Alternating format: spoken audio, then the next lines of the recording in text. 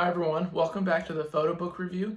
Thank you for the welcome new subscribers, and thank you everyone for liking. That promotes the videos, and I love getting these photo books out there for a wide audience, since not all of us have access to these books or the time to do all the research and flip through them. So appreciate it. So like, share, and subscribe with this video if you've come across it and you're not subscribing yet.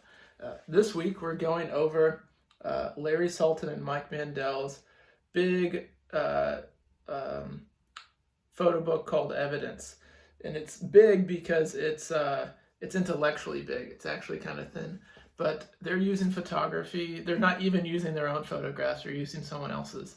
So we're going to be looking through in the book how artists appropriate, where they get photographs from, and how you create meaning behind photographs that you don't have a connection to. So let's get into it.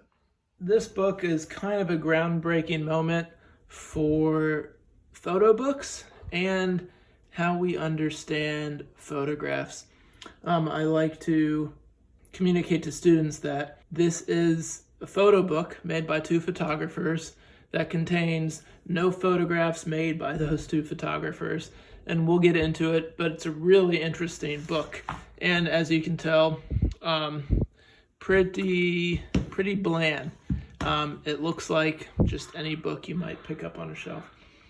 Evidence was published in 1977 by Michael Mandel and Larry Sultan, who actually both grew up in the San Fernando Valley. So let's go ahead and crack it open.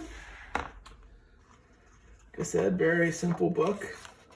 So Evidence, a great point to talk about the title. Larry Sultan and Mike Mandel got a grant from the National Endowment of the Arts back when individuals could get grants from that organization to comb through archives, mostly government agencies, educational institutions, and corporations. Almost all of these archives were from places in DC or California, 67 archives total. And they're looking at photographs that are clearly depicting something. There are photographs that served a purpose to document an event or an object or a place. Evidence, but these come from the 67 university or from the 67 different institutions whose archive they had access to. It ranges decades, tens of thousands of pictures that they went through. This is a second edition or third or fourth edition. This is basically a reissue of the book. This is a very expensive book if you ever find it in first editions. And I actually found a first edition circulating in a library once, in open circulation. And when you find that happen, a valuable book still circulating, bring it to the attention of your special collections librarian, because it needs to be put into special collections so no one swipes it, and so it doesn't just walk off, and it can be taken care of. But this book, to me, these are all the institutions whose photographs were included in the book. But this book, to me, kind of asks, what are photographs good for? And Mike Mandel and Larry Sultan, publishing this book in the 70s, were working from this kind of Dadaist notion of what is a photograph, and working from found things. So this is a book containing only found photographs.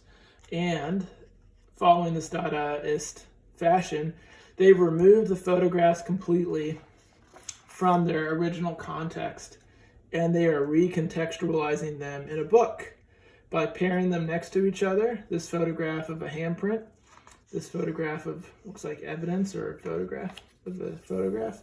But they've taken them completely out of any way they would make sense, any way this catalog image of a pants would make sense. This photograph of, it looks like burned out electronics. They've cobbled these photographs together and put them into a book of found images. And what Larry Sultan and Mike Mandel talk about doing is They're trying to create a new context for them, one that's visual. And so sequencing and image pairing is the tools that Mike Mandel and Larry Sultan are using to make this book. They're not making photographs, they're not painting, they're not printmaking, they are thinking. So the art object in this instance is the book itself. It's not all these photographs individually. What they made as an art object is the book. And what the work that they did was recontextualizing and sequencing all these photographs. I love looking at this book because it shows kind of the quality of large format 4x5 cameras that everyone used to use for copy work. All these images are so well printed in gray tones, and they're big negatives, so you get lots of information and clarity. And some of them are so funny and so odd, and you just kind of think, what was this made for? So you have a man that looks like he's in a spacesuit, and then you have what looks like patterns for cutting out a spacesuit. And we have a rocket ship engine right here, and then we have like the photographer's shadow right there, and then this very industrial welding.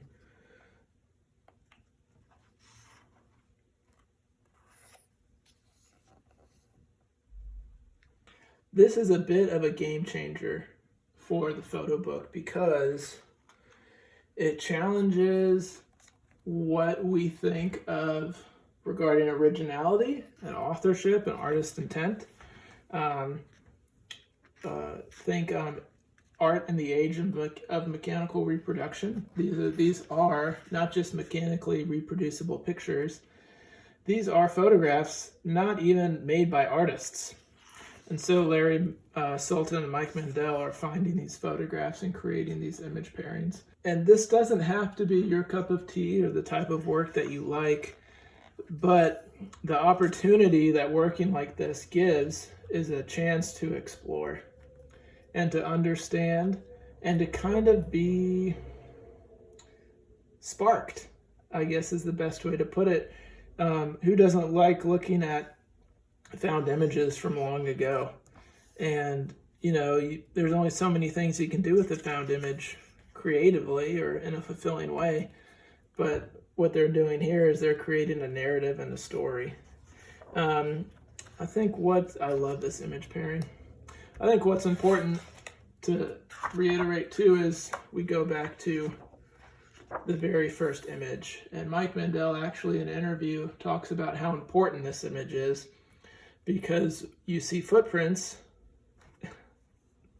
and then you see the feet switched and they're going in opposite directions. That's a metaphor for this book, is these photographs don't have any value in and of themselves. The value is bringing them all together and creating meaning through the sequence and the image pairing. And it's very open meaning. And I bet some of you like your own work to be this open. But there is an intention here. This isn't an openness and an ambiguity for the sake of dodging questions. They have an intent here. They're asking, what are photographs good for? And can you even do this? Can you create a new context for a photograph outside of the intention it was made with? And you get to see all these kind of conservative looking business type men doing these really funny, weird things like, what is this plastic bag for? Why are they photographing this car that's on fire? Is it some kind of test, industrial test? This one, why is this woman being spun upside down by another woman? But I ask you, if you were to hand your phone over to someone that didn't know you, and they were going through your phone roll, your camera roll, how unusual would they think the photographs you make are when they are completely taken out of their original context? They might be interesting because of that. They might be boring because of that. I love this photograph. these very important looking men, and there's nothing but like a foggy abyss behind them. I don't know whether that is scary or ironic. And then here we have all these chords coming out and nothing on the tack board, so it's like there's no plan for all these. Some of these feel, I think the best ones are man interacting with some kind of machine or gadget. Gosh, this one's powerful. I think a man standing in front of what seems like an endless abyss. This is a really popular one. It looks like a bunch of executives at some kind of phone party. I'm just going to continue flipping through these. Some of these have a really good balance of amateurness in their technique, but a real quality in printing. And so we have here, this could be like some kind of abstract painting or something, or print. Something is sharp and in focus in the foreground, and then something that we recognize is out of focus in the background. Looks like a man's leg. And you have these different planes going on in the picture that are really interesting to look at.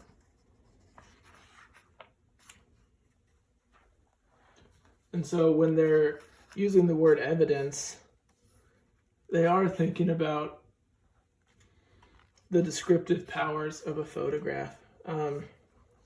The evidence has an essay written at the end by Robert Forth, Dean of California College of Arts and Crafts, which is later where Sultan would teach. But since this is a reissue, they also have some of the outtakes that weren't in the original book that are so wild looking. There's a car in a pool, a man with a bag over his head that they're setting on fire. Just a bunch of crazy stuff. But then at the end, there's a nice write-up on the history of evidence and the context, the cultural context of the 60s and 70s, and the art historical context that this book comes from. And it goes into some of the photographers' previous works. But it's definitely worth a read. And they quote a lot of Sontag. But Sandra Phillips is an excellent curator in San Francisco. She might be retired now, but great writer, great thinker, and I think pretty enthusiastic about Larry Sultan's work. But a typical thank you page. But Evidence is a book that you can pick up and look at anew every time. It challenges, as artists, it challenges how we view photographs as works of art and not as evidence or not as proof of something. I think that's what it challenges artists with. But it might challenge the layperson or the non-artist to see how beautiful vernacular photographs can be. So after learning a bit more about evidence and how Mike Mandel and Larry Sultan appropriated images, how they tried to make a new object, an art object that's a book instead of individual photographs, what do you think? Is this stretching the use of photography? Is it right that they call it their work? Do you kind of eye roll at the idea of appropriation, or do you love how they're using what's already there? Leave comments down below and I'll comment back. See you next time.